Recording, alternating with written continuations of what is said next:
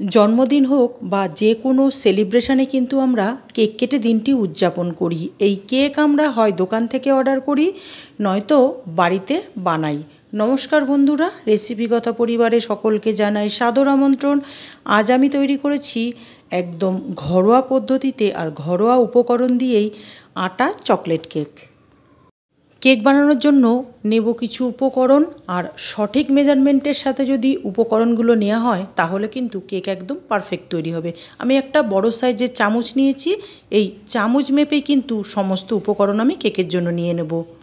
প্রথমেই নিয়েছি 2 চামচ পরিমাণে টক দই, এর সাথে নেব 1 চামচ বেকিং সোডা। দই আর বেকিং সোডাটা খুব ভালোভাবে মিশিয়ে নেব।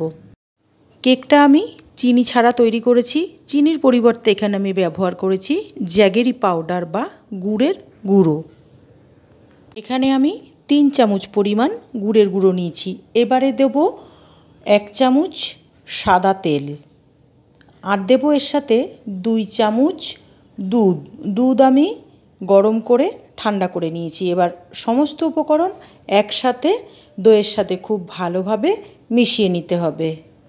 এবারে দেব 3 চামচ পরিমাণে আটাটা আমি চালনিতে বা স্টেনারে চেলে নিয়েছি। এবারে দেব 1 চামচ পরিমাণে কোকো পাউডার, সবশেষে দেব 1 চামচ বেকিং পাউডার। সমস্ত উপকরণ একসাথে মিশিয়ে খুব ভালোভাবে একটা স্মুথ ব্যাটার তৈরি করে নেব।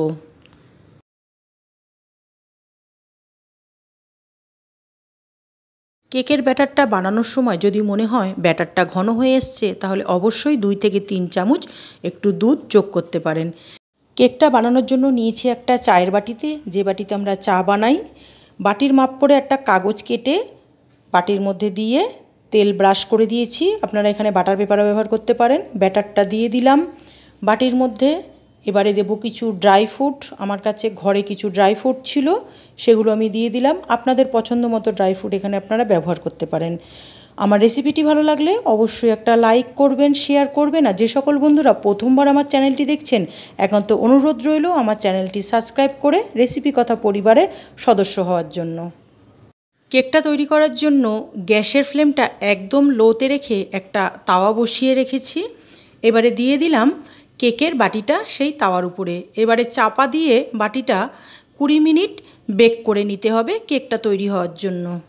20 মিনিট পর ঢাকনা খুলে দেখে নেব কেকটা আমাদের ঠিকঠাক তৈরি হয়েছে কি না। একটা ছুরি নিয়ে নিয়েছি। এবারে কেকের মাঝ বরাবর ছুরিটা দিয়ে দেখে নেব যে কেকটা ঠিকঠাক তৈরি হয়েছে কি না। ছুরিটা একদমই পরিষ্কার, কোনো রকম ব্যাটার লেগে নেই ছুরির গায়ে। কেকটা আমাদের একদম পারফেক্ট তৈরি হয়েছে। আটা মিনি চকলেট কেক, কোনো রকম ময়দা ছাড়া, চিনি ছাড়া, ডিম ছাড়া, ওভেন ছাড়া, কেক মোল্ড ছাড়া খুব সহজে চায়ের বাটিতে তৈরি করে ফেললাম আটা মিনি কেক। আর খেতে কিন্তু এর স্বাদ হয় অসাধারণ। আমরা জানি ময়দা আর চিনি দুটোই স্বাস্থ্যের পক্ষে ক্ষতিকর, তার জন্য অনেকেই ময়দা আর চিনি দিয়ে কেক বানানো কেক খেতে পছন্দ করেন না। কিন্তু আটা আর গুড় দিয়ে বানানো স্বাস্থ্যকর এই নরম তুলতুলে স্পঞ্জি কেক কিন্তু বানিয়ে খেতে পারেন। আটায় থাকে প্রচুর পরিমাণে ফাইবার, যেটা আমাদের হজম করতে সাহায্য করে খুব ভালোভাবে। অনেকে মাছ মাংস ডিম খেতে পছন্দ করেন না, তাদের জন্য কিন্তু এইভাবে এগলেস কেক বানিয়ে নিতে পারেন। তাহলে সকলে ভালো খান, সুস্থ থাকুন। ধন্যবাদ। ফিরবো আবার নতুন কোনো রেসিপি নিয়ে আপনাদের কাছে।